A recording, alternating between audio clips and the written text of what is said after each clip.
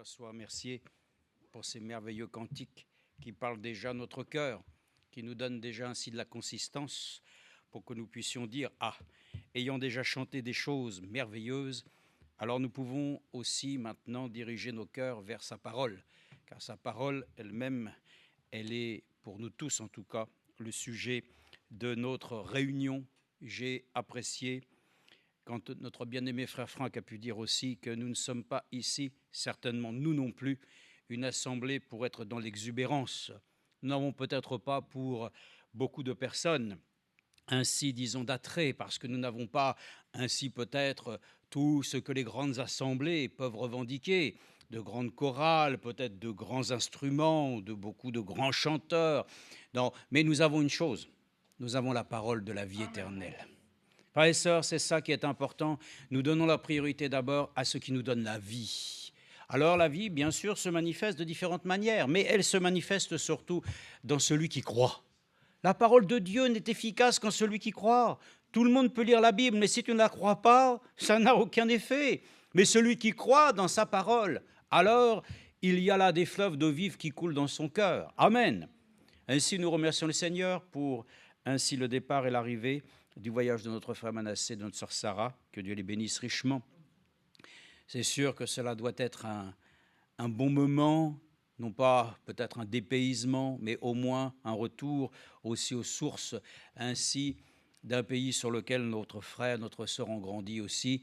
Donc nous comprenons très bien qu'ainsi un jour, tous, nous retournerons là où le Seigneur ainsi nous avait déjà dans sa pensée, vu dans sa présence. Alors nous allons bientôt ainsi gagner la cité du ciel. Mais en attendant, il va falloir continuer. Il faut continuer à travailler, il faut continuer à veiller, prier, il faut continuer à s'attentionner aux choses d'en haut. Le frère l'a dit. Alors, sans patience, sans Rachel. Frère Bernard, vous voulez venir au Seigneur encore aussi? Vous êtes quand même dans la force de la jeunesse. Vous voulez venir? Mais venez alors. Il dit, venez, vous tous qui êtes fatigués et chargés, mais venez aussi, vous tous qui êtes pleins d'entrain, qui avez dans le cœur de le servir. Moi, je vous dis, servez le Seigneur. Servons tous le Seigneur. Ne venez pas ainsi ici et de vous priver. Venez ici pleinement à la source des eaux vives. Et Dieu saura dans son amour nous accorder à ce soir, à tous et à chacun, les moyens de parvenir au but qu'il a fixé. Nous sommes à la fin de toute chose. Et la fin de toute chose est proche. Et la fin vaut mieux que le commencement. Parce que la fin est couronnée, gloire à Dieu. Notre vie chrétienne, elle a commencé dans la nouvelle naissance. S'il n'y a pas de nouvelle naissance, s'il n'y a pas, parce que ce n'est pas une option, tu dois naître de nouveau. Il doit y avoir ainsi un changement radical de notre existence. Et lorsque nous sommes une nouvelle création, alors nous pouvons le dire, déjà c'est merveilleux. Parce que nous étions des pécheurs, nous sommes devenus ainsi des rachetés, nous avons part au plan du salut. Oui, mais il y a une chose plus grande, c'est d'avoir part ainsi, frères et sœurs, en tant qu'épouse de Jésus-Christ, de pouvoir ainsi régner avec lui. Gloire à Dieu! Les gens vous diront, mais vous avez quoi? Des ambitions très élevées? Non, nous avons l'ambition que Dieu nous a donnée, de pouvoir être avec lui, de régner et de pouvoir ainsi dans l'éternité partager ainsi, on ne va pas le dire, le reste de notre vie, parce que ce n'est plus ainsi le temps tel que nous le concevons, mais l'éternité. J'ai du mal même à pouvoir le penser, parce que l'éternité, c'est quelque chose de tellement extraordinaire. Alors que nous voyons toutes les choses, où nous savons que tout est comptabilisé, tout est ainsi vraiment journellement ainsi marqué avec les dates et les heures. Mais ça, un jour, frères et sœurs, ça aussi, ça s'arrêtera. Nous passerons ainsi de la foi à la vue. Alors en attendant, nous devons croire le Seigneur Jésus de tout notre cœur. Ainsi, nous avons entendu aussi que lorsque Frère Branham s'est trouvé devant une grande assistance, lorsqu'il était là-bas à Washington, D.C., ainsi, ce petit homme qui n'avait rien d'apparence, ainsi qui pouvait peut-être attirer beaucoup de regards, se trouvait devant une grande congrégation. Et il savait qu'il y avait là des centaines, voire des milliers de personnes, dont une partie était opposée à ce que lui-même avait pu dire. Alors, frère Franck nous a dit, toutes ces personnes pouvaient venir certainement et commencer à expliquer par la théologie plein de choses. Frère Branham était incapable d'expliquer les choses par la théologie. Mais toutes ces personnes étaient capables même de parler de Dieu. Tandis que Frère Branham, lui, Dieu parlait à travers lui. Voyez-vous, c'est ça qui était important. Lui, il avait la parole de Dieu. Il pouvait prononcer le « ainsi dit le Seigneur ». Mais tous les autres, eux-mêmes, pouvaient prononcer tout ce qu'ils voulaient de la Bible. Mais il n'avait pas le ainsi dit le Seigneur. Et c'est pour cela que cela a été glorieux, que cet homme a pu dire très humblement, alors, si vous pouvez venir avec votre Bible ici à l'estrade, simplement, si vous pouvez venir et contredire ce que j'ai pu dire, alors venez. Mais malgré cela, malgré cet appel, aucun n'est venu. Pourquoi? Parce que Dieu lui-même, il a la réponse. Et la réponse de Dieu qui nous vient des cieux ne peut pas être contestée. Alors nous sommes reconnaissants parce que le Seigneur lui-même a toujours une parole pour nous bienfaisante qui doit nous accorder à tous ce soir de pouvoir comprendre que c'est vrai, ce n'est pas toujours facile de lire la Bible. Ce n'est pas toujours facile parce qu'on se dit, mais comment est-ce que je vais la comprendre? Il faut simplement, dans un esprit de prière, demander à Dieu que son esprit nous le révèle. Il faut que nous puissions croire que la parole de Dieu, ainsi, n'est pas simplement un livre sur lequel on peut l'étudier comme nous pourrions étudier n'importe quel autre livre. Non, ce livre s'étudie simplement devant sa présence, avec la grâce qu'il nous accorde de pouvoir ainsi avoir son esprit pour nous la révéler. Donc, il y a encore un grand privilège pour les enfants de Dieu à se trouver ainsi dans sa présence. La foi vient de ce que nous entendons, de la part de Dieu. Amen. Je prends cette première écriture pour vous dire que si vous croyez cette parole, et si je la crois de tout mon cœur, elle va opérer en moi des miracles, des prodiges. Elle va opérer ce que pourquoi elle a été destinée, changer ma vie pour être ainsi à l'image de celui qui est parfait. Lisons dans 1 Jacques, ainsi dans 1 Jacques chapitre 1, et voyez ce qu'il est dit ici concernant la lecture de la parole de Dieu. Parce que si nous lisons la parole de Dieu, c'est une bonne chose. L'entendre en est une autre, la croire en est encore une autre. Et il dit ici, regardez, dans 1 Jacques chapitre 1, versets 5 à 8. « Si quelqu'un d'entre vous manque de sagesse, qu'il la demande à Dieu qui donne à tous libéralement et sans faire de reproche, et elle lui sera donnée. Mais qu'il la demande avec foi sans douter. Amen. Car celui qui doute, ah là là, est semblable au flot de la mer que le vent agite et soulève. Qu'un tel homme ne pense pas qu'il recevra quelque chose du Seigneur. C'est un homme irrésolu, un inconstant dans toutes ses voies. Amen. Vous pouvez vous asseoir. Vous m'excuserez, mais c'est vrai que les températures sont encore clémentes en ce temps et nous pouvons ainsi peut-être nous alléger un peu. Je crois que le Seigneur nous le permet. Amen. Ainsi donc, si nous écoutons la parole de Dieu, qu'il y a un doute quelconque, mais est-ce que vous croyez que vous pouvez recevoir quelque chose? Ce n'est pas possible. C'est encore une fois les choses que le Seigneur le dit. Mais encore pire, nous sommes comme un insensé. Nous sommes comme les flots de la mer. Ainsi il est dit, un homme irrésolu, inconstant dans toutes ses voies. Voilà pourquoi des fois nous marchons de travers. Parce que nous ne prenons pas la parole de Dieu au mot. Alors notre vie est inconsidérée. Notre vie commence à battre de l'aile. Mais celui qui croit dans le Seigneur, sa vie est stable. Sa vie devient ainsi ferme. Elle n'est pas ainsi dans l'équivoque. Oh, est-ce que je suis dans la volonté de Dieu? Peut-être permissive. Non, nous marchons dans les voies du Seigneur, sans avoir à considérer autre chose que ce qu'il dit est suffisant pour nous. Peut-être que beaucoup de personnes pensent que Dieu a parlé, il faut un complément. Non, frères et sœurs, lorsque Dieu a parlé, lui, c'est suffisant. Il n'y a pas besoin d'explication. Il y a simplement le fait d'avoir le besoin de croire, sans douter. Ainsi donc, le Seigneur a pu le dire avec le centenier, « Voici un homme par lequel ainsi je n'ai jamais vu, ainsi partout où j'ai été, un homme qui puisse croire de la manière dont il faut croire. » Voilà, il a dit lui-même, « Je ne suis même pas digne que tu rentres dans ma maison, mais dis une seule parole, et cela suffira. » Là, oui, mon soldat, il sera guéri. Amen. Mais si nous pouvions nous le dire à nous-mêmes, oui, nous ne sommes pas dignes, c'est vrai, mais dis une seule parole ce soir, et je serai guéri. Remercions-le de pouvoir croire sans douter, de nous apporter ainsi dans notre cœur cette assurance que celui qui croit ainsi verra la gloire de Dieu. Ce soir, prenons simplement un sujet par lequel ainsi nous avons entendu encore dernièrement, ainsi souvent, nous avons entendu et réentendu que ce que nous devons à faire aussi en conséquence de l'écoute de la parole de Dieu, c'est de savoir aussi que la parole est corrective. Bon, ça c'est une chose. Écoutez, dernièrement, moi-même, je suis allé pour simplement m'accorder des soins visuels, comme vous tous, ou pour certains, en tout cas, de s'assurer que sa vue reste relativement ainsi correcte, pour pouvoir avoir la possibilité de voir les choses de ce monde de la bonne manière, de pouvoir lire, d'avoir des lunettes, bien sûr. Cela nécessite donc de pouvoir ainsi faire un contrôle. Ainsi, dans l'esprit du Seigneur, la correction, c'est ça, parce qu'on corrige votre vue. Si vous avez, par exemple, 10-10, impeccable. Mais si vous arrivez, comme moi, à avoir un œil qui n'a plus que 6 sur 10, la correction devient plus compliquée. Mais avec Dieu, la correction peut être 10 sur 10, si tu le souhaites dans ton cœur.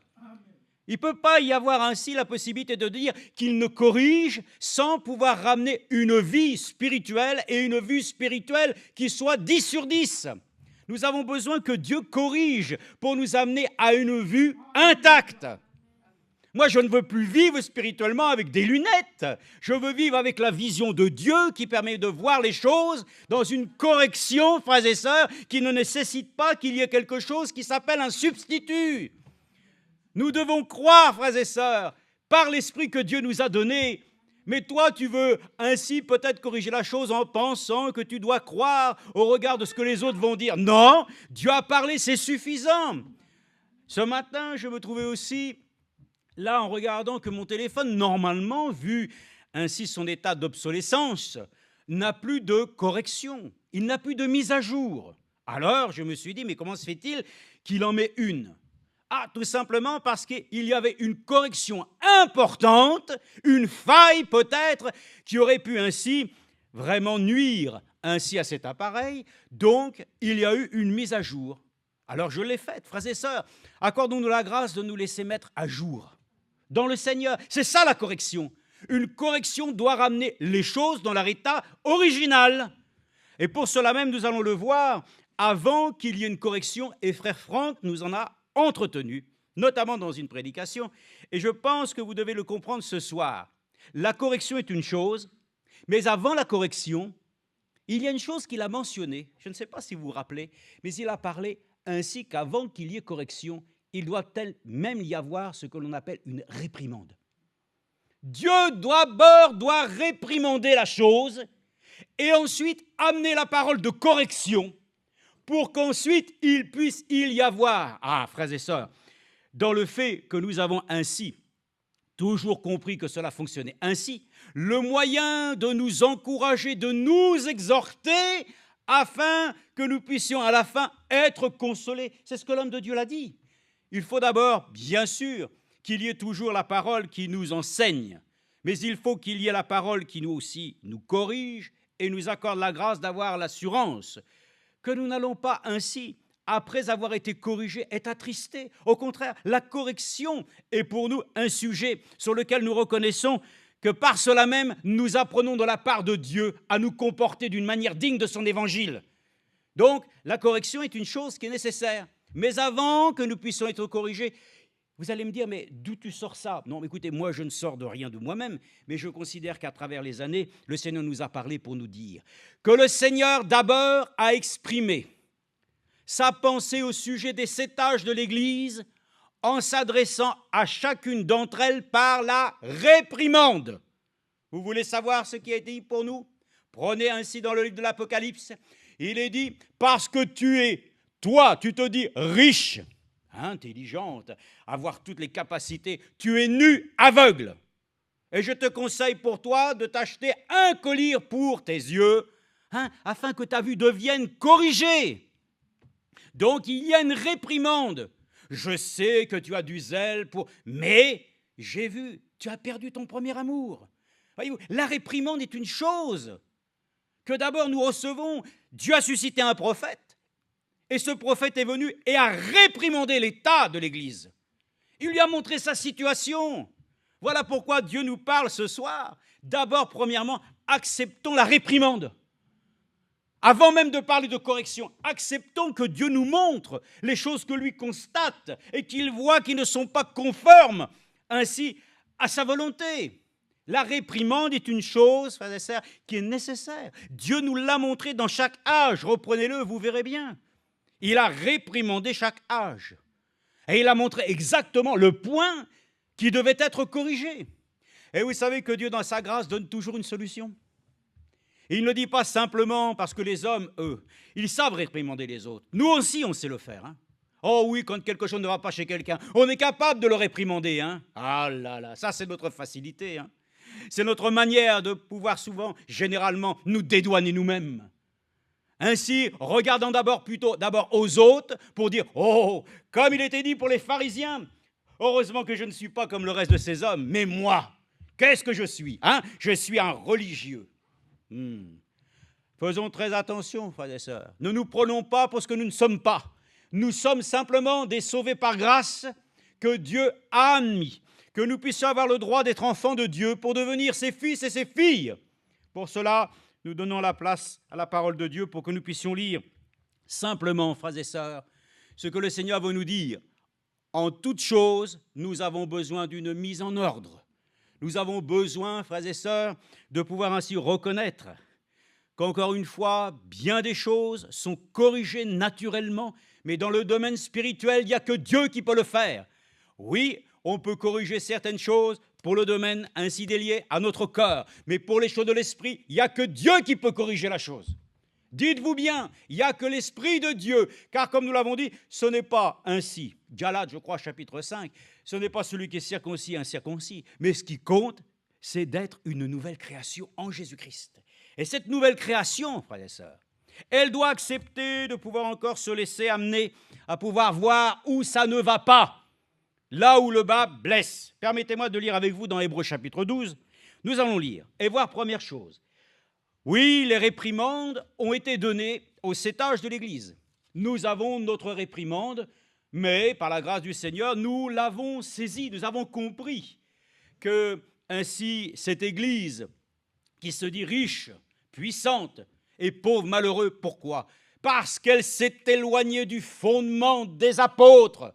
Elle a préféré d'abord choisir son programme. Elle a d'abord choisi plutôt, elle, d'avoir des bâtiments plutôt que d'avoir elle-même un temple pour le Seigneur. Oh, Dieu ne se complaît pas dans ces choses-là. Dieu se complaît dans celui qui accepte, amen, dans sa grâce, de pouvoir ainsi être petit, afin que lui puisse croître. Mais les églises sont devenues fortes, elles s'imposent. Nous ferons tant de membres et nous avons les capacités et les moyens d'eux. Non, nous le disons, la capacité nous vient de Dieu. Et la capacité de l'Église, c'est que lui puisse maintenant achever ce qu'il a commencé. Mais les églises veulent elles-mêmes achever la chose. Elles veulent faire elles-mêmes à la place du Saint-Esprit. Oui, ils conduisent le Saint-Esprit. Mais nous disons, l'Esprit de Dieu nous conduit. Je ne suis pas un jour comme ci, un jour comme ça. Je ne sais pas exactement comment cela est. Si nous savons, nous nous laissons ainsi conduire par lui. Et il nous accorde la grâce de nous le dire ici dans Hébreux, chapitre 12. Ainsi, qu'est-ce qu'une réprimande ? Oh, je le crois, frères et sœurs, que les réprimandes sont parfois liées, c'est vrai, à des choses qui ont peut-être blessé notre cœur. Mais considérons la chose, nous avons aussi blessé le Seigneur. Nous avons bien des fois, frères et sœurs, négligé ce si grand salut dont nous devrions vraiment de prêter attention différemment que nous le faisons. Alors, comme il est écrit, n'attristez pas le Saint-Esprit, par lequel vous avez été scellés jusqu'au jour de votre rédemption. C'est une réprimande ? Oui, c'est une réprimande. N'attristez pas le Saint-Esprit. Alors, frères et sœurs, nous devons accepter qu'à travers ces choses que Dieu nous donne, nous puissions en tirer profit, que nous ne puissions pas ainsi, dans un premier regard, dire « il me semble que moi-même, les choses ne vont pas forcément, mais je peux arranger l'affaire. » Non. Nous n'arrangerons rien du tout. Il n'y a qu'un seul qui peut arranger cette affaire, c'est notre Dieu. Et notre Dieu peut le faire pleinement par l'Esprit qui nous anime. Et dans Hébreux chapitre 12, j'arrive tranquillement, mais il est dit ici, « Considérez, frères et sœurs, verset 3, en effet, celui qui a enduré de la part des pécheurs une telle opposition contre sa personne, afin que vous ne fatiguiez point l'âme découragée. Vous n'avez pas encore résisté jusqu'au sang en combattant contre le péché, Et vous avez oublié l'exhortation qui vous est adressée comme à des fils. Oui. Mon fils, ne prends pas à la légère la correction du Seigneur et ne te décourage pas lorsqu'il te reprend, car le Seigneur corrige celui qu'il aime et frappe de verge tout fils qu'il agrée. Supporter la correction, c'est comme des fils que Dieu vous traite. Car quel est le fils que le Père ne corrige pas? Mais si vous êtes exempt de la correction à laquelle tous ont part, alors vous êtes des bâtards. Alors là, ne me parlez pas ainsi de fils et de filles de Dieu. Ce sont des bâtards illégitimes et non des fils. Donc c'est encore ainsi ce que nous devons considérer pour nous ce soir. Il est important que nous puissions voir d'abord que Dieu lui-même peut nous réprimander en négligeant ces choses. Il dit « considérez ». Ainsi, dans 2 Timothée 4,2, 2 Timothée 4,2,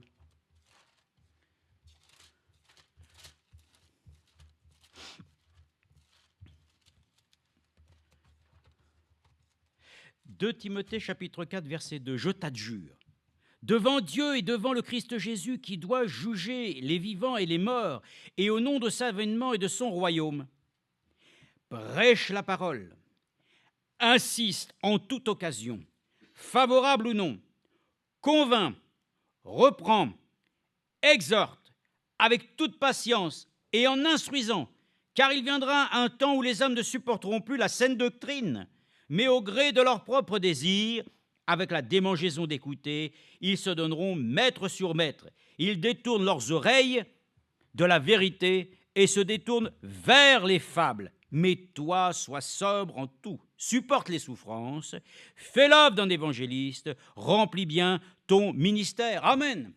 Frères et sœurs, ne négligeons pas ainsi notre tâche que Dieu nous a accordée, afin que nous puissions être conscients que si ce soir nous pouvons... Alors, je vous dis tout de suite, la réprimande, c'est simplement pour celui qui accepte simplement de reconsidérer sa position. C'est-à-dire, oui, le Seigneur nous parle. Ah, je vois qu'il y a des choses. J'accepte d'abord. Si tu n'acceptes pas déjà, c'est pour ça qu'il est dit, qu'est-ce que nous ferons d'abord, premièrement? Repentez-vous et soyez baptisés au nom du Seigneur Jésus-Christ. Pour se repentir, ils avaient compris qu'ils étaient des pécheurs, qu'ils étaient perdus, que leur âme était perdue. Alors, ils ont pris conscience. Dieu leur a montré leur état, frères et sœurs. Si ce soir encore, premièrement, nous voulons accepter une correction, d'abord, reconnaissons l'état où nous sommes. Et dans cet état, Dieu ne veut pas nous condamner. Il n'est pas là pour ainsi nous juger. Il est là pour nous dire simplement, regardez, certaines choses sont ainsi. Maintenant, je vais vous donner les moyens de vous en sortir. Je vous apporte la parole correctrice. Je vous amène une mise à jour. Je vous accorde la grâce de monter même de niveau, afin que nous puissions ainsi, les uns et les autres, continuer à pouvoir ainsi, avec toute patience, en nous instruisant, car il viendra un temps où les hommes ne supporteront plus la saine doctrine. Je me demande d'ailleurs, qu'est-ce que nous supportons aujourd'hui?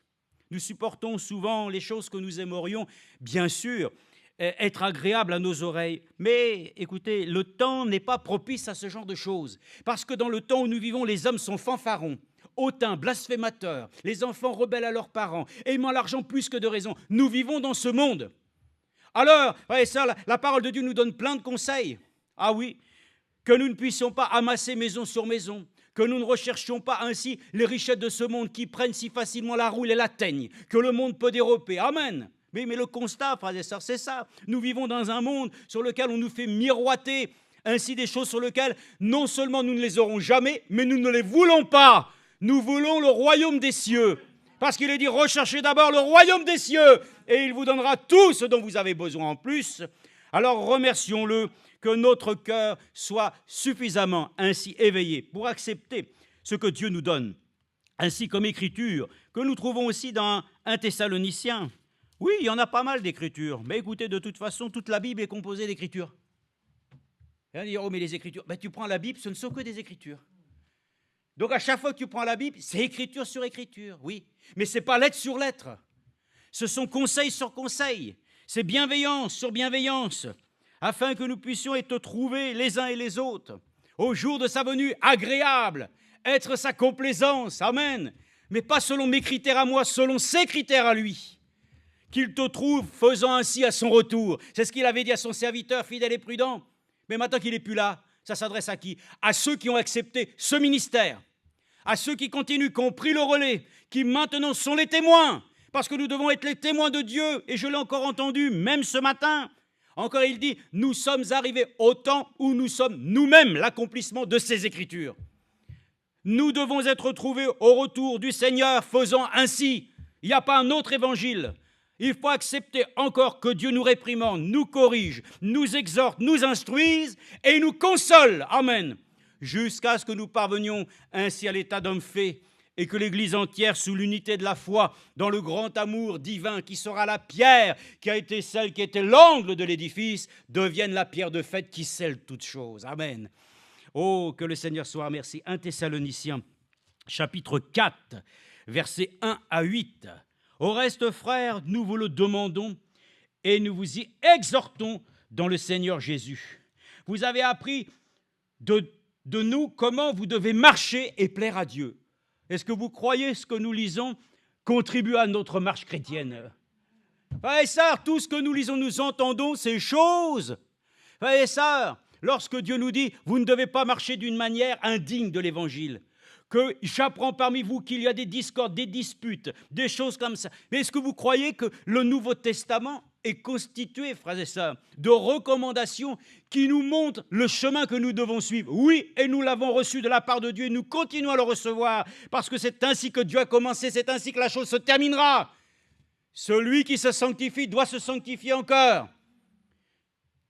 Alors il est dit, vous avez appris de nous comment vous devez marcher et plaire à Dieu. D'ailleurs, vous le faites. Eh bien, progressez encore. Amen. Oh, frères et sœurs, grandissons. Nous ne sommes pas appelés à être des nains, même si Dieu prend soin aussi des nains. Mais c'est une image. Il y a eu un manque de croissance, quelque chose qui a empêché. Frères et sœurs, que rien ne nous empêche de croître pour arriver à la maturité. Parce que le temps que nous vivons, c'est le temps de la récolte. Le Seigneur vient récupérer ainsi pleinement cette parole qu'il a semée dans notre cœur. Alors, il est dit, eh bien, progressez encore. Vous savez en effet quelles recommandations nous vous avons données de la part du Seigneur Jésus. Ce que Dieu veut, c'est quoi? On peut prêcher un évangile de prospérité. On peut prêcher que Dieu veut que nous puissions être ainsi de ceux qui se congratulent et qui se satisfont de la situation de l'Église, parce que globalement, ça marche pas mal. Non, frères et sœurs, nous voulons nous glorifier de nos faiblesses. Nous voulons nous glorifier comme l'apôtre Paul. Si j'ai à me glorifier, ce sera ainsi encore de tous mes points faibles. Mais je me glorifie de celui qui me rend ainsi à son image, fort et capable de pouvoir triompher sur toute adversité. Ce que Dieu veut, c'est votre sanctification. C'est que vous vous absteniez de l'inconduite. C'est que chacun de vous sache tenir son corps dans la sainteté et l'honnêteté, sans se livrer à une convoitise passionnée comme les païens qui ne connaissent pas Dieu, que personne en affaire n'use envers son frère de fraude ou de cupidité. Le Seigneur fait justice de tout cela, et nous vous l'avons déjà dit et attesté. Car Dieu ne nous a pas appelés à l'impureté, mais à la sanctification. Amen. Dieu ne nous a pas non plus appelés à la colère, mais à la possession de notre salut. Amen. Dieu nous a appelés à des choses glorieuses. Car Dieu ne nous a... Maintenant, je vous le dis, la réprimande, c'est dans chaque cœur. Personne ne réprimande personne. Non, mais Dieu lui-même, par cette précieuse et sainte parole, s'est réprimandé. Mais maintenant, si nous avons déjà compris et saisi que quelque chose doit être changé en nous, alors Dieu veut nous accorder la grâce de nous dire qu'il a un moyen de corriger la chose. S'il y a une faille dans un logiciel, regardez combien des hommes travaillent ardemment pour trouver justement la clé qui va permettre ainsi de combler cette faille. Je le sais, frères et sœurs, le seul qui peut combler nos failles, c'est le seul Dieu qui peut remplir les cœurs. Et il peut ce soir encore, frères et sœurs, nous mettre à jour. Laissons-le lui-même mettre à jour nos vies. Laissons-le le faire. Comme il est dit, car Dieu ne nous a pas appelés à l'impureté, mais à la sanctification. Ainsi, celui qui rejette ses préceptes Ne rejette pas un homme, mais Dieu qui vous a donné son Saint-Esprit. Amen. Ne rejetons pas, frères et sœurs, celui qui parle. Du haut du ciel, Dieu parle, et tantôt, comme nous l'avons dit, d'une manière ou d'une autre, mais il parle. Alors, accordons-nous la grâce de pouvoir le dire aussi dans 1 Timothée, combien une chose a été aussi apportée ici, une précision. Nous la lisons dans 1 Timothée chapitre 5, verset 1. Écoutez bien. Ne réprimande pas rudement le vieillard, mais exhorte-le comme un père.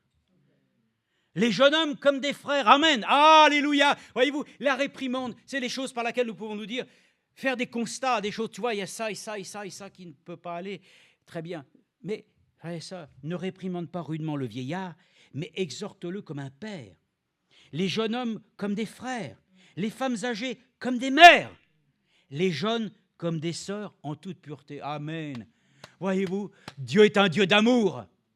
Quand bien même il peut nous accorder des fois des situations sur lesquelles il semble qu'il soit sévère avec nous, c'est parce que cette chose-là, frères et sœurs, nous dérange. Cette chose-là, intérieurement, en nous, ainsi, parfois fait même rébellion. Mais Dieu nous accorde dans notre cœur d'avoir le désir de pouvoir changer et d'être ainsi amené à sa nature. Donc, quand ils disent aussi, oui.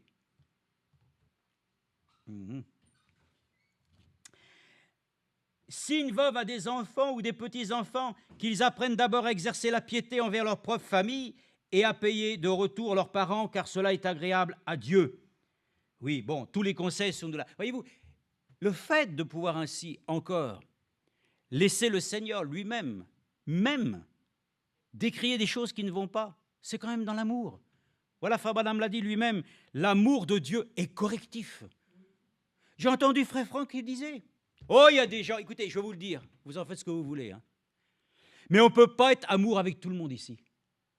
Vous ne pouvez pas être aimé de tout le monde, simplement parce que vous avez envie que tout le monde vous aime et vous supporte, et tout le monde puisse être... Oui, ça c'est le désir de tout le monde. La Bible dit, efforcez-vous d'être en paix avec tout le monde. Mais frères et sœurs, l'homme de Dieu l'a pu dire, celui qui est tout amour, et qui accepte tout, un jour, il finira mal. Parce que l'amour de Dieu est correctif. L'amour que nous avons les uns pour les autres doit nous amener toujours, c'est vrai, à pouvoir nous accorder la grâce dans l'amour. Mais c'est ça qui nous manque, que Dieu nous accorde la sincérité, de pouvoir ainsi avoir cette possibilité de nous dire des choses qui ne vont pas, mais avec sa grâce. Il semble que toujours les choses qu'on peut se dire, tout de suite, on le prend mal. Tout de suite, on semble qu'on est... Voyez ça, que Dieu nous aide à pouvoir avoir cette pensée. Nous ne sommes pas là pour nous faire du mal. Nous sommes là en utilisant la parole précieuse et sainte de Dieu. Ce n'est pas simplement pour beaucoup la facilité de toujours reprendre les autres, de toujours ainsi réprimander les autres. Non, ce n'est pas cela. En tout cas, le but, c'est que nous préférons certainement dire du bien des autres. Mais si quelqu'un lui-même veut qu'on pense toujours du bien de lui, alors souvent, il est obligé de faire des concessions. Non, si nous avons un véritable amour, nous nous aimerons de l'amour du Seigneur. Dans l'amour qui parfois, c'est vrai, nous crée ainsi parfois certains sentiments sur lesquels, ça semble avoir un peu éprouvé nos sens. Mais l'amour de Dieu, ce n'est pas l'amour des hommes. L'amour de Dieu repose d'abord dans la vérité.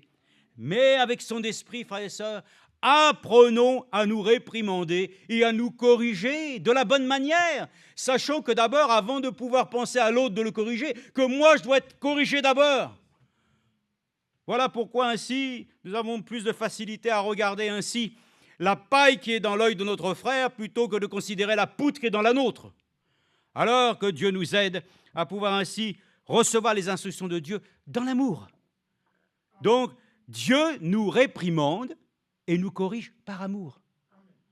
Celui qui est un fils de Dieu, la preuve que Dieu est avec lui et l'aime, c'est l'amour qui prend soin de te corriger.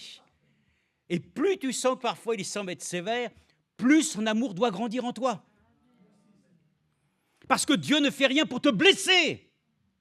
C'est pour ça qu'ainsi, nous allons le voir, même il est dit que tu dois instruire le jeune enfant dans les voies de la sagesse. Tu dois le corriger. Oh là là, aujourd'hui, la correction, c'est simple. La correction, c'est ne fais pas ci, ne fais pas... Par l'intellectualisme. Oui. Bon, frères et sœurs, je veux croire qu'on n'a pas besoin de frapper l'enfant. Il n'y a pas besoin. Mais c'est vrai que la parole de Dieu est toute puissante pour faire son œuvre. Mais nous avons besoin parfois d'être repris sévèrement. Et les enfants aussi.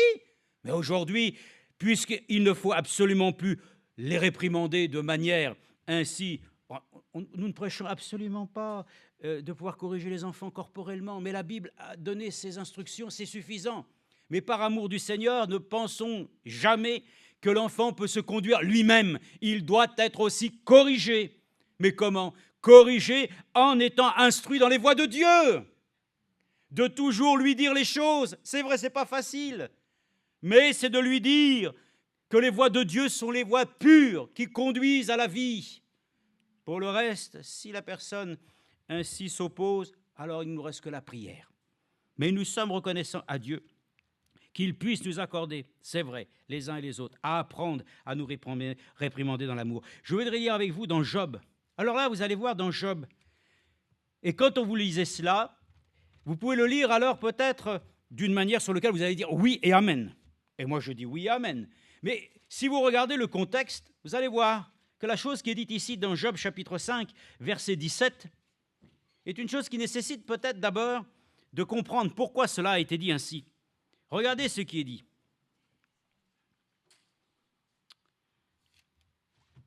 Verset 17, Job 5. Ainsi donc, heureux l'homme que Dieu reprend. Amen. Il n'y en a qu'un qui a dit ça. Ne refuse pas la correction du Tout-Puissant. Amen. Car c'est lui qui fait la blessure et qui la panse.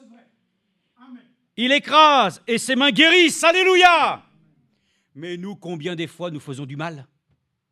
Et voilà le contexte de l'affaire. Ici, qui parle? Discours d'Éliphaz à Job. C'est facile, frères et sœurs. C'est la vérité, ce qui a été dit ici. La vérité a été dit ici. Ainsi donc, heureux l'homme que Dieu reprend.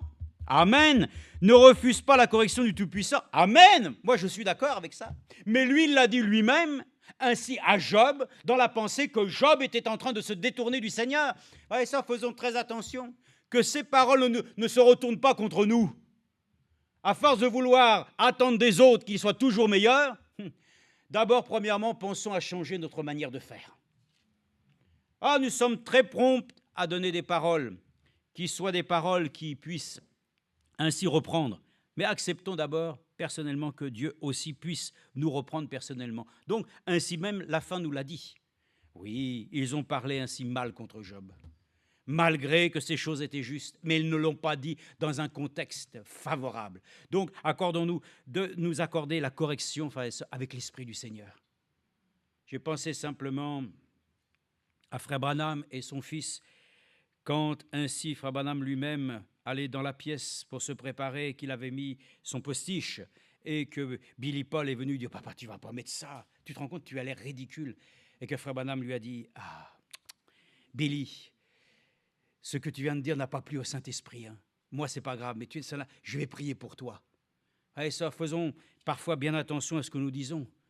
Il voulait corriger son père en lui disant simplement « Ne mets pas ça, tu vas... » Allez, ça, ce ne sont pas les choses que nous pensons et que nous disons qui font foi et autorité, mais bien ce que Dieu, lui, pense et de ce qu'il dit, afin qu'il puisse agir conformément à sa volonté. Lisons maintenant encore dans... Voilà, bon, je ne vais pas lire le proverbe parce que je vous l'ai déjà dit, le jeune homme aussi doit être ainsi réprimandé. Mais dans Sophonie, regardez comment les choses ont été aussi dites pour le peuple d'Israël, qui souvent n'a pas accepté, bien sûr, cette réprimande, mais aussi qui n'ont pas accepté ensuite de pouvoir être... Vous savez, un cœur qui s'endurcit, vous pouvez lui dire tout ce que vous voulez, vous pouvez lui citer toutes les choses de la parole de Dieu, son cœur est fermé. Un cœur sincère, un cœur bien disposé, il ouvre son cœur d'abord, il se prédispose pour dire « Je reconnais l'état de ma personne. Seigneur, je reconnais. » Ensuite, Dieu va vous ouvrir la voie de la correction. Ne croyez pas que Dieu peut vous corriger si vous n'acceptez pas déjà que voir que les choses qui ne vont pas sont des choses que vous devez avouer au Seigneur. C'est ça le problème. Dieu ne peut pas corriger quelqu'un qui n'accepte pas que sa situation est ainsi. Quand Dieu décrit la chose, il faut lui dire « Oui Seigneur, maintenant j'accepte que la voie de la correction pour moi. » Alors de quelle manière va-t-il faire? Ça, c'est encore à lui qu'il faut s'en remettre, car lui-même sait comment faire les choses au mieux. Est-ce que vous êtes dans Sophonie? Sophonie, c'est vers la fin. Hein? Oui, Sophonie, c'est vers la fin de l'Ancien Testament. Et il est dit ici, dans Sophonie, chapitre 3, verset 5, « Au milieu d'elle, l'Éternel est juste. Il ne commet pas de fraude. Chaque matin, il met en lumière son droit sans jamais y manquer. » Amen. Mais le fraudeur ne connaît pas la honte. Ah, j'ai retranché des nations. Leurs tours sont dans la désolation. J'ai dévasté leurs rues. Plus de passants. Leurs villes sont ravagées. Plus d'hommes, plus d'habitations, plus d'habitants. Et je disais, si tu me craignais, si tu acceptais la correction. Amen. Voilà pourquoi il est dit, la sagesse. Mais d'abord, la crainte de l'Éternel est le commencement de la sagesse. Apprenons à nouveau à craindre Dieu. Si nous sommes devant sa crainte, Dieu peut nous ouvrir une voie, frères et sœurs, de mise à jour. Il peut nous dire, ah, je vois que ton cœur est bien disposé, je vais pouvoir faire quelque chose pour toi. Accordons-nous la grâce qu'il puisse faire quelque chose pour nous ce soir. Que si nous avons ainsi une faille, qui avec le temps s'est révélée être une faille, malheureusement, qui ainsi nous a affaiblis, que Dieu lui-même vienne rectifier la chose, qu'il vienne corriger la chose. Donc, si tu me craignais, si tu acceptais la correction, sa demeure ne serait pas détruite. Oh, frère et sœurs, ne savons-nous pas que nous sommes le temple du Saint-Esprit? Comment des fois notre maison, c'est-à-dire ce que nous sommes détruits, défaits. Pourquoi? Parce que nous avons résisté à Dieu, parce que nous n'avons pas su ainsi encore nous attendre à ce qu'il puisse ainsi nous accorder la grâce de faire un état des lieux de notre cœur et ensuite de le dire, oui Seigneur, je ne suis pas encore ce que je suis, ce que je devrais être, mais je ne suis plus ce que je suis. Mais j'aspire, comme l'apôtre Paul a dit, je tends aux choses les meilleures. Aujourd'hui, frères et sœurs, Dieu est bon avec nous, mais nous devons maintenant accepter qu'après avoir compris que si des réprimandes ont été données, que notre cœur a été désireux maintenant de dire, oui Seigneur, je reconnais. Devant ta face, de toute façon, je ne peux rien faire d'autre. Je sais que, de toute façon, tes voies sont justes pour moi. Alors j'accepte d'être corrigé. Et la correction, Dieu le fait par le moyen qui a toujours été un moyen extraordinaire. Dieu corrige par sa parole. Dieu a toujours corrigé les choses par sa parole. Et nous sommes contents parce que, regardez, Dieu a suscité un prophète pour notre âge, il a corrigé l'Église pour la ramener ainsi dans la ligne droite, afin qu'elle soit ramenée à son état, frères et sœurs, apostolique. Nous avons tous reconnu par la grâce de Dieu que nous étions dans l'erreur, que nous étions certainement, frères et sœurs, dans une voie qui n'était pas juste. Et nous l'avons accepté. Et par la grâce de Dieu, c'est parce que nous avons accepté ce que Dieu nous a envoyé, un prophète pour notre temps. C'est ça la différence. C'est que nous avons accepté un prophète et ensuite nous avons pu, par la grâce de Dieu, recevoir aussi le ministère qui nous a donné un respect pour les Écritures, de nous accorder la grâce de nous dire « revenez à l'Écriture », c'est-à-dire à la parole écrite, afin que personne ne sorte de cette Écriture dont nous avons besoin ni d'ajouter ni de retrancher. Alors, le Seigneur lui-même nous donne cette Écriture dans, on peut le dire dans Tite, chapitre 1, on va dans le Nouveau Testament. Frères et sœurs, l'Écriture est précieuse pour nous, parce que c'est par elle, frères et sœurs, que nous trouvons les moyens de nous exhorter. C'est ainsi que le Seigneur l'a dit à Timothée, prêche la parole, insiste, reprend, censure. Ainsi, prêcher la vérité de Dieu. Laissons la parole de Dieu réellement nous affranchir dans notre cœur. Dieu nous exhorte, Dieu nous enseigne, Dieu nous encourage. C'est pas l'encouragement, parce que les Écritures nous ont été données pour être un puissant encouragement. Ne croyons pas que nous pouvons nous en sortir tout seuls. Nous devons nous en sortir avec la parole. C'est par la parole que toute chose a été faite. C'est par la parole que Dieu ainsi est en train de faire notre vie, notre existence. C'est sa parole. Sa parole, elle est vivante, elle est permanente. Elle doit pouvoir ainsi être capable de séparer en nous tout ce qui est vil, de ce qui est bon. Alors si je le lis ici dans Tite, chapitre 1, verset 9, il est dit, bon, verset 7, « Il faut en effet que l'évêque soit irréprochable comme intendant de Dieu, qu'il ne soit ni arrogant, ni coléreux, ni adonné au vin, ni violent, ni aprogain, mais qu'il soit hospitalier, ami du bien, sensé, juste, consacré, maître de lui, attaché à la parole authentique, telle qu'elle a été enseignée, afin d'être capable d'exhorter selon la saine doctrine et de convaincre les contradicteurs. » Amen. Il faut que nous soyons capables de nous exhorter, frères et sœurs. Par la saine doctrine, c'est la seule chose qui va nous garder, qui va nous protéger. Prêche la parole, aime la vérité, chérit la vérité, défend la vérité. Que Dieu nous accorde la grâce, frères et sœurs. Exhortons-nous.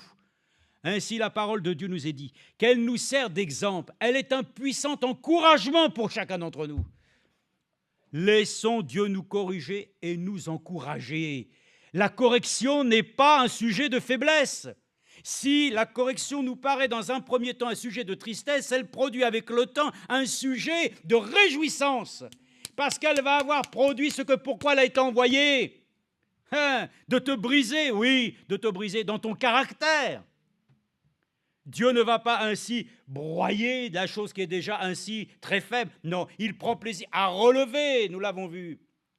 Mais c'est important, frères et sœurs, que nous puissions nous dire, exhortons-nous, que si quelqu'un a une parole de connaissance, quelque chose qui puisse apporter ainsi de l'honneur au Seigneur, c'est avec ça qu'on va pouvoir s'entretenir. Le frère a parlé des jeunes, que Dieu aide les jeunes à ne pas se laisser tromper, de vouloir se rassembler simplement ensemble pour être ensemble et pour parler des choses du monde. Simplement pour se rassembler, pour aller au centre commercial. Mais ça amène quoi, ça?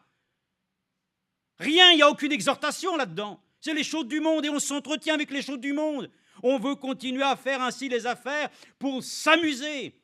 Mes frères et sœurs, non, Dieu veut corriger ces choses. Que nous acceptions que le constat est sévère, mais que la correction est possible. Et que par cela même nous exhortons de tout notre cœur. Tendez vers les choses parfaites de Dieu, qu'il n'y ait pas ainsi de tromperie ni de séduction. Ce monde n'a rien pour nous. Quoi qu'il en advienne, il faut que jeunesse se passe. Il faut que la jeunesse passe avec la parole de Dieu. Parce que tout passera, mais la parole de Dieu demeure. Non, nous pouvons le dire, il y a des choses sur lesquelles ainsi nous nous sentons parfois très affligés, mais nous devons le dire. Il n'y a pas d'autre voie que la voie de Dieu qui a été tracée pour nous.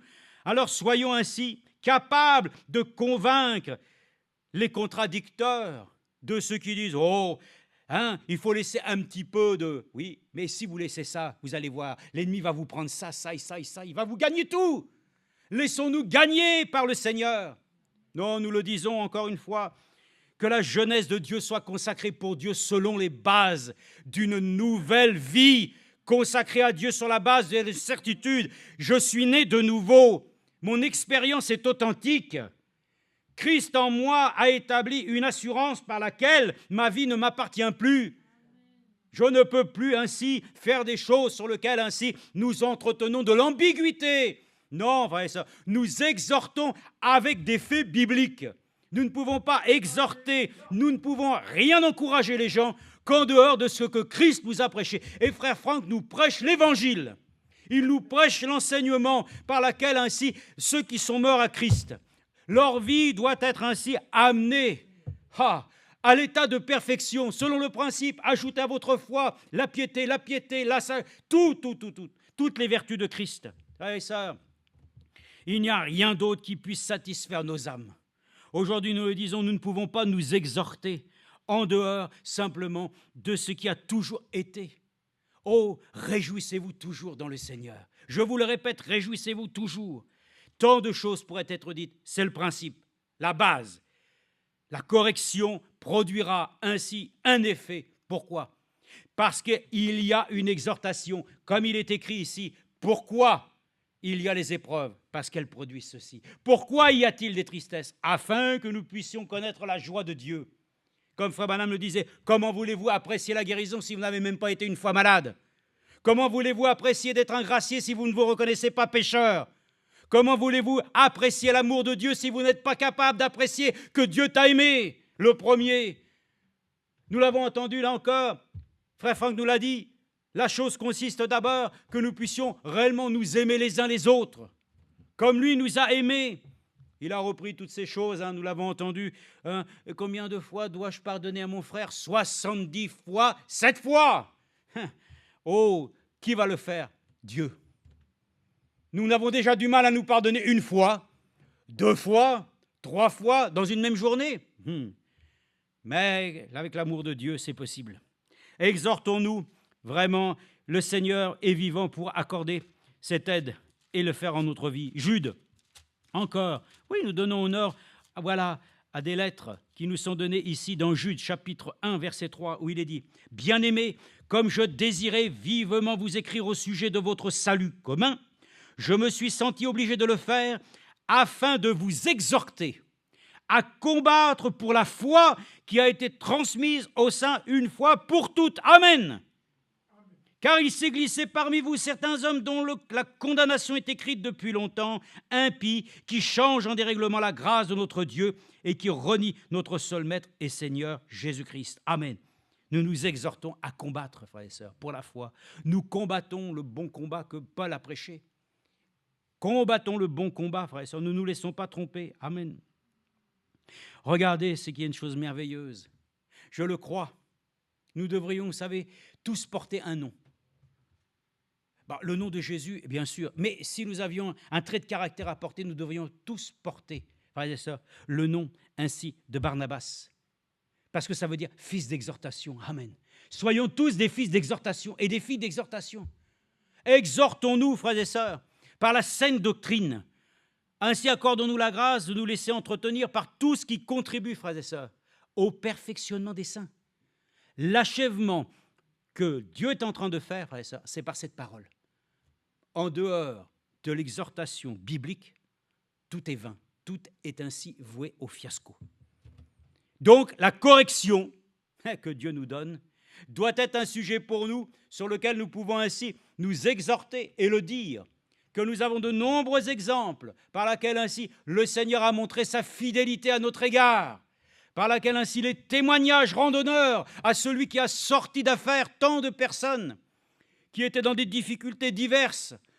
Mais Dieu est toujours le même, il ne change pas et il sait ce qu'il fait encore pour nous aujourd'hui.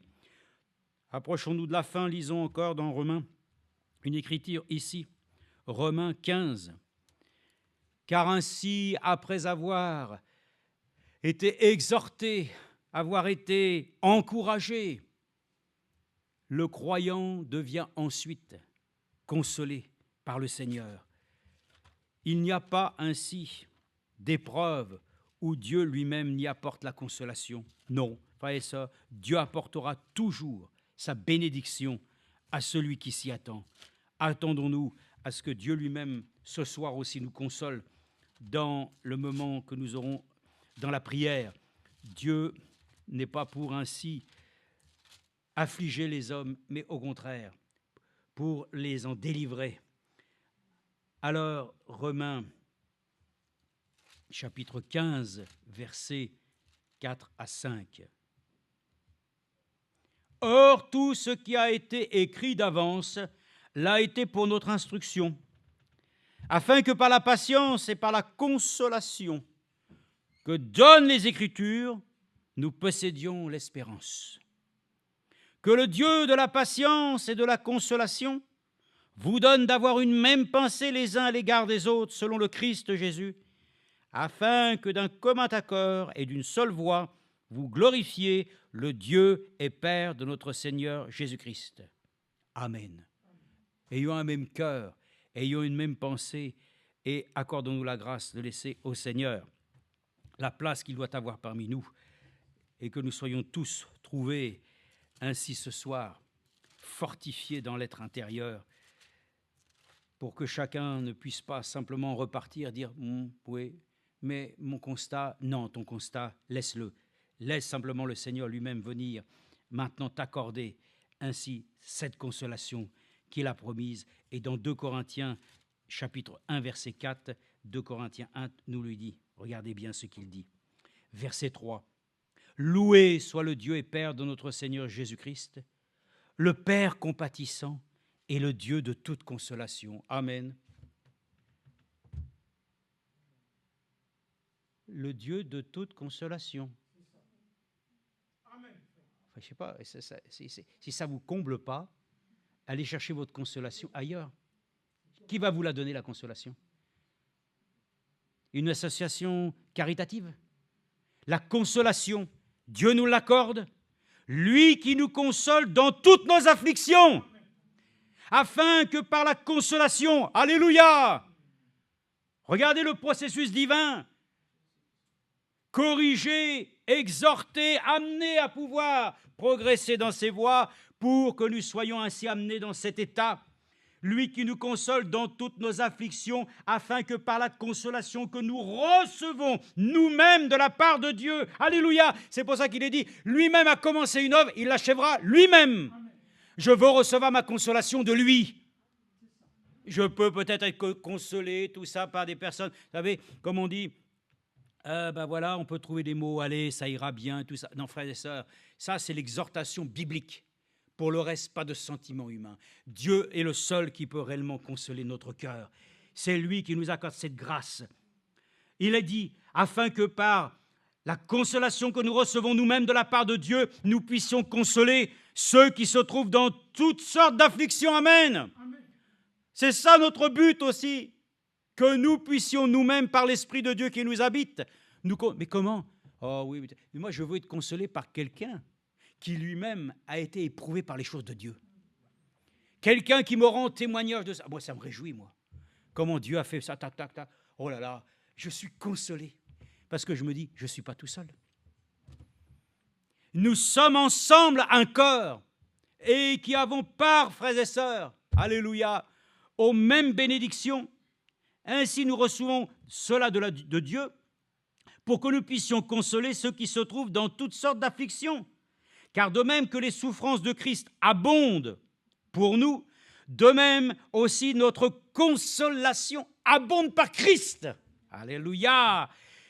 Si nous sommes affligés, c'est pour votre consolation et pour votre salut. Et si nous sommes consolés, c'est pour votre consolation qui vous rend capable de supporter les mêmes souffrances que nous endurons. Alléluia!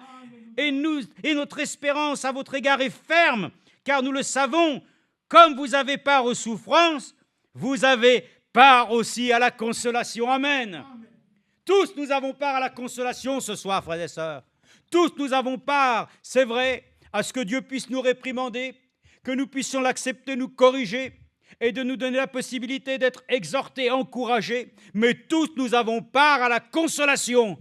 Ce soir, personne ne peut se priver que Dieu puisse le combler de sa grâce, afin qu'il puisse devenir ainsi une âme réellement ferme dans ses voies et qu'il puisse ainsi nous accorder de nous dire, ce soir, par ta parole, ô Dieu, nous avons reçu une mise à jour, c'est-à-dire tu nous mets en ordre pour pouvoir comprendre que si, Seigneur, il y a encore des points de faiblesse, Dieu est capable encore, par sa sainte et précieuse Écriture, de nous donner cette assurance que nous aussi, nous pouvons ainsi être consolés du Dieu de toute consolation.